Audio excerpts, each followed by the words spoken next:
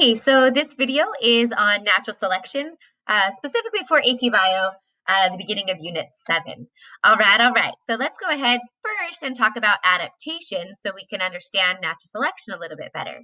So adaptations are inherited characteristics of organisms that enhance their survival and reproduction in specific environments. So a few examples are these two types of rabbits. We have the snowshoe hare on the right, who has a very round body with a lower surface area to volume ratio compared to the desert hare on the left, very thick wool, like fur coat and short ears, versus the desert rabbit or hare has very large surface area to volume ratio for its ears, for evaporative cooling, very different adaptations for surviving in a desert compared to the snowshoe hare surviving in the Arctic. And so with these two organisms, we can see they're born with certain adaptations, inherited characteristics that increase their chance of surviving and reproducing in their specific environments. If you were to move the snowshoe hare to the desert, it would not survive very long. That thick fur coat would be a disadvantage in that particular environment. Now, key points though in the word adaptation is that these are inherited traits that the organism does not choose. And they increase survival and reproduction. That's going to be our big theme in natural selection, is about surviving and reproducing in particular environments.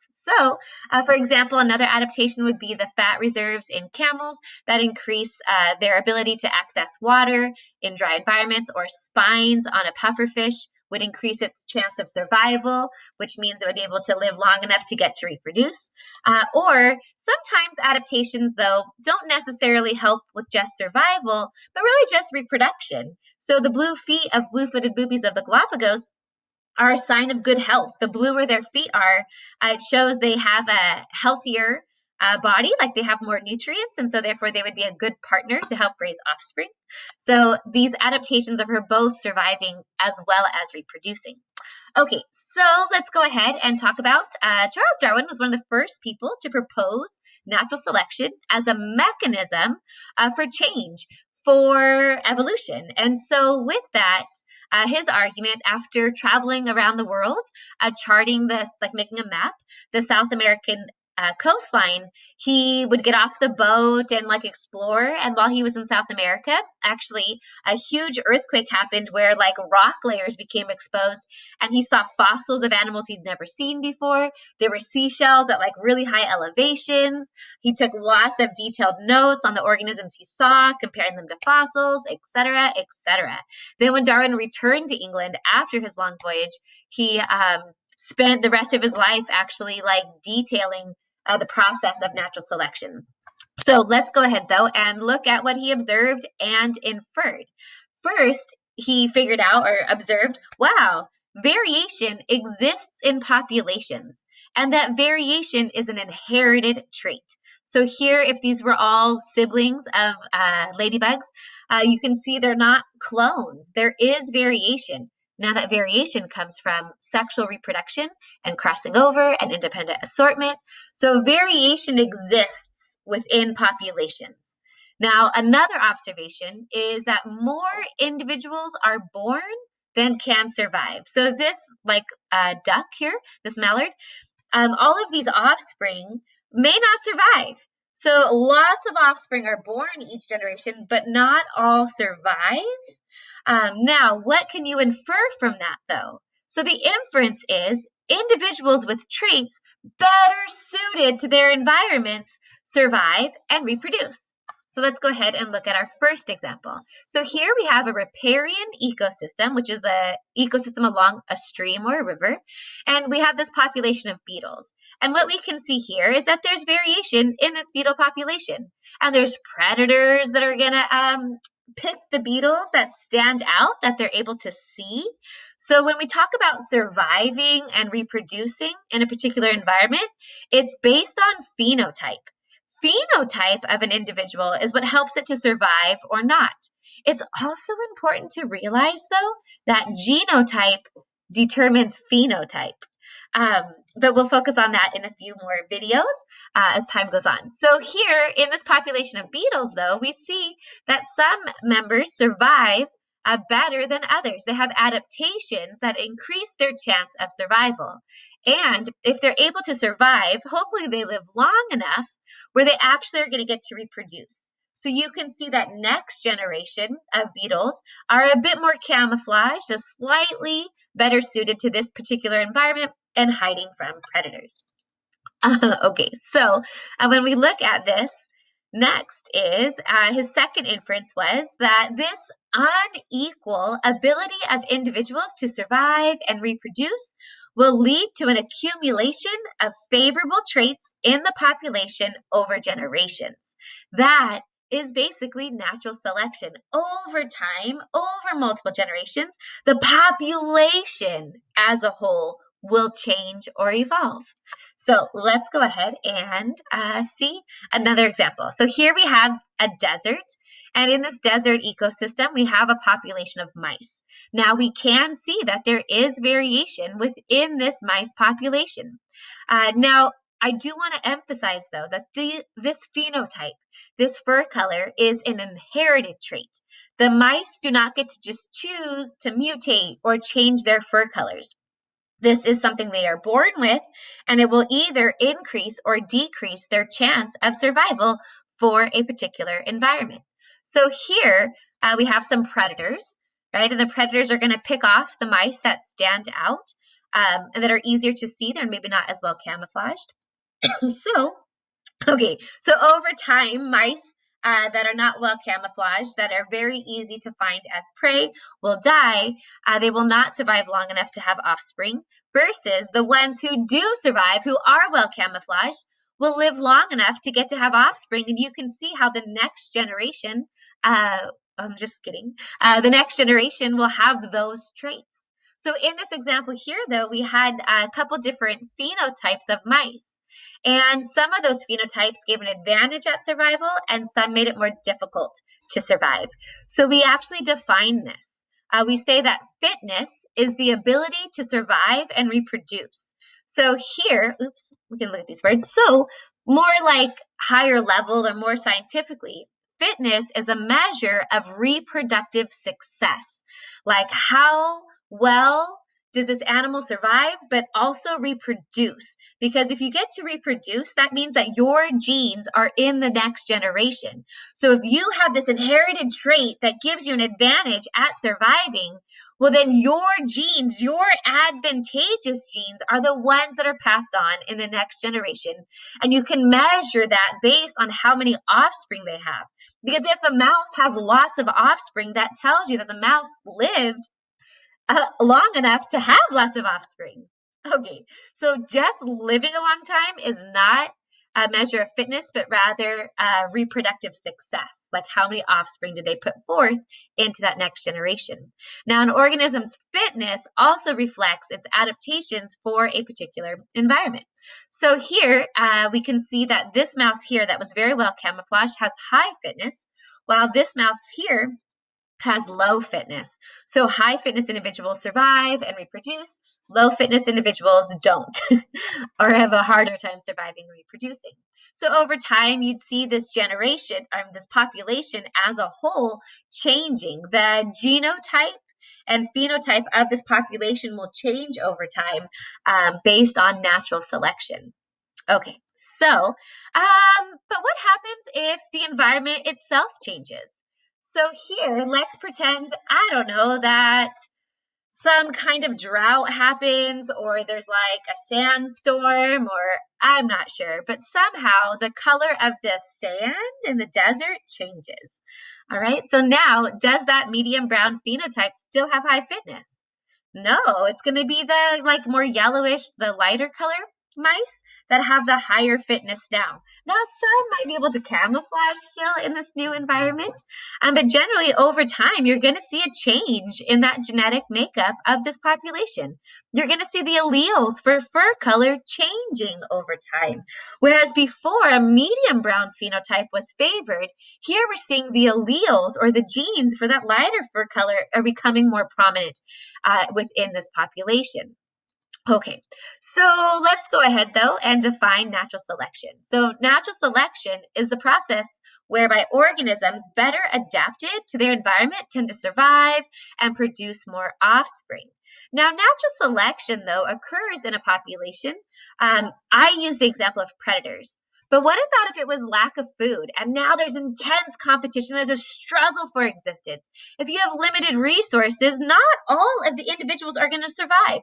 It's going to be the ones that are the better hunters or the ones that are like better at, if they're a prey animal, better at escaping hunters, right? So, but lack of food or adverse physical conditions. So if the environment becomes harsh and difficult to survive, ones with high fitness will survive and reproduce, and ones with low fitness won't.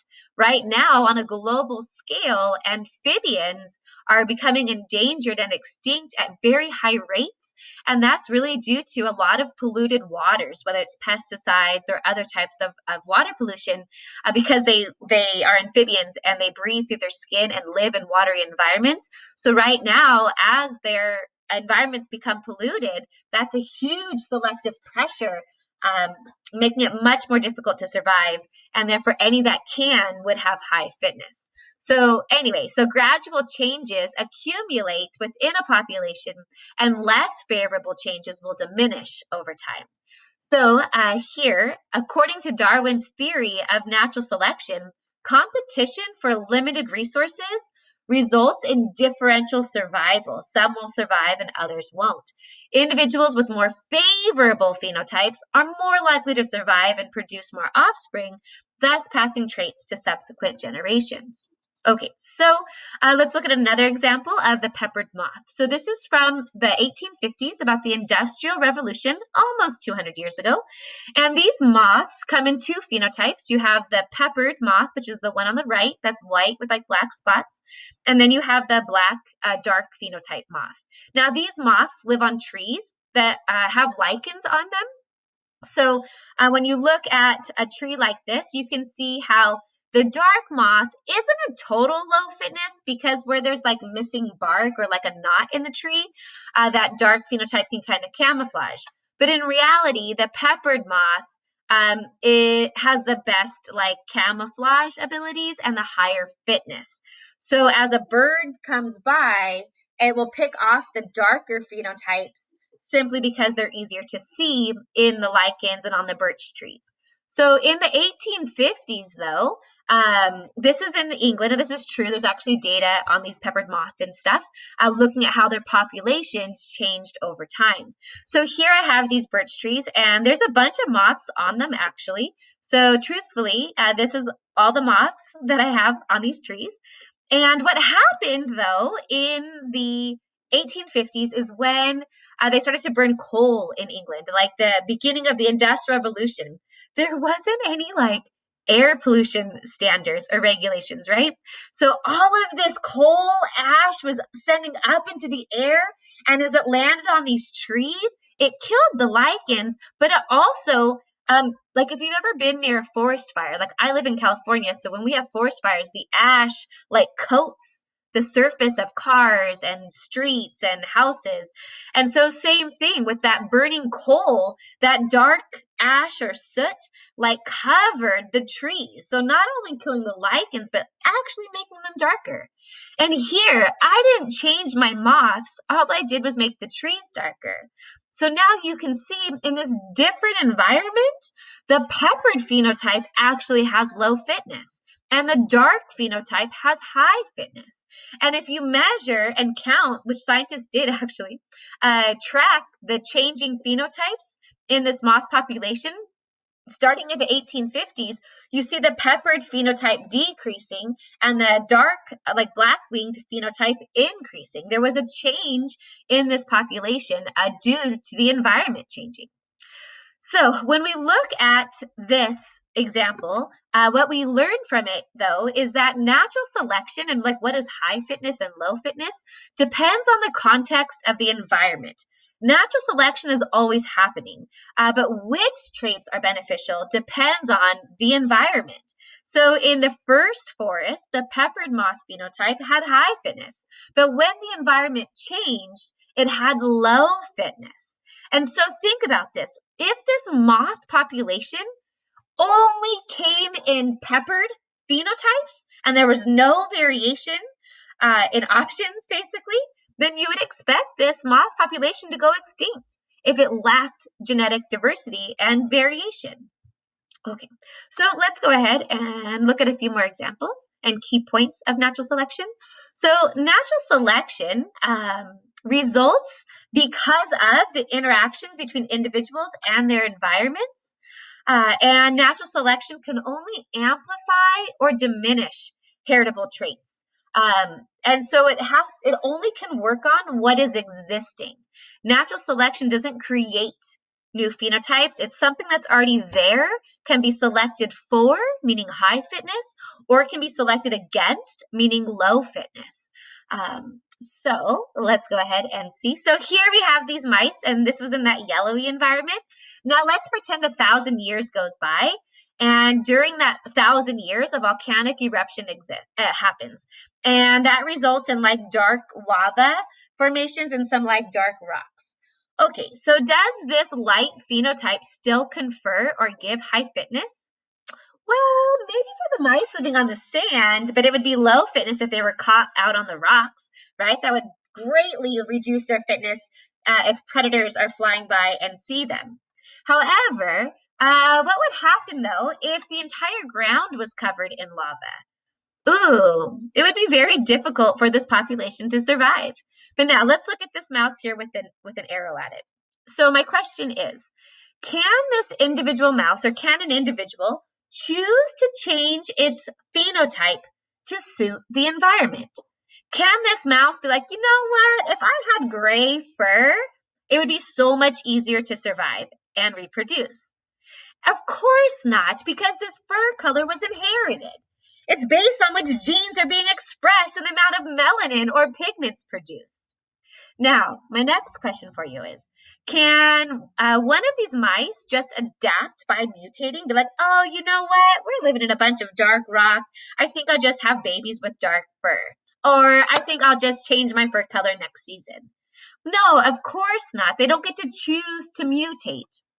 Now, the other thing is, okay, so when I say choose to mutate, mutations are random events that happen randomly, and they are not like natural selection does not create these mutations or create mutations at all. And so this ties into this statement or question, does the environment cause a dark fur mutation to occur? No, just because an environment changes doesn't mean a mutation has to show up that helps them survive in that new environment. If there was no variation in this mouse population and the environment changed, they very well will go extinct if they lack that variation. And so natural selection is a process of editing, not a creative mechanism. It doesn't create new phenotypes. It can only act on existing ones. Now, what happens though if, okay, so this was just saying it'll go extinct, which is what I've already said, if they all stand out and they have low fitness in that environment. But what happens if a mutation arises in an offspring that results in an adaptation or like an inherited characteristic that increases its chance of surviving and reproducing? So let's pretend this mouse right here, I have it glowing so you can see it, that when two parents mated and had offspring, there was a mutation that actually changed the protein produced, and now its fur is dark. Oh my gosh, this mouse has such high fitness in this environment that this mutation increases the fitness of this organism. Now, this organism has a better chance at surviving than the others, so the other ones are dying off. And if it survives long enough or whatever, it'll get to reproduce. And now its genes, that mutation that gave an advantage at surviving, is now passed on to the next generation. And you can see how that phenotype will spread throughout the generation over time. So when we talk about natural selection as a mechanism or a type of way that evolution happens, first we have to figure out, well, what does evolution mean? Evolution is change over time in a population. This mouse population changed over the generations by natural selection. So evolution is a change over time, and it happened here by natural selection, but there's 5 different ways that populations can change, and natural selection is just one of them. Okay, so here it's still changing. All right, so now if the environment changed again, well, then they would die and they would love fitness, etc. So some key points I'd like to make, though, is that individuals themselves do not evolve. Individuals do not change over time. And I don't mean like getting gray hair. Like obviously we change, we age, but as far as evolving, individuals don't. Individuals, like here I have a deer, and then here's like a deer population. So the deer either survive or they don't survive. So they either have high fitness or they have low fitness, right? Individuals are selected for, which means, oh, high fitness, or they're selected against. Ooh, low fitness, gonna not survive long enough to reproduce. Individuals reproduce or they don't. So here, I don't know if you saw that, but the deer that survived had offspring, and now you can see the population of the next generation is slightly different. So it's individuals do not evolve, but populations do. So the smallest thing that evolves or changes is a population as a whole, and populations by natural selection can become better suited to their environments, but not individuals. It's the population as a whole that is changing.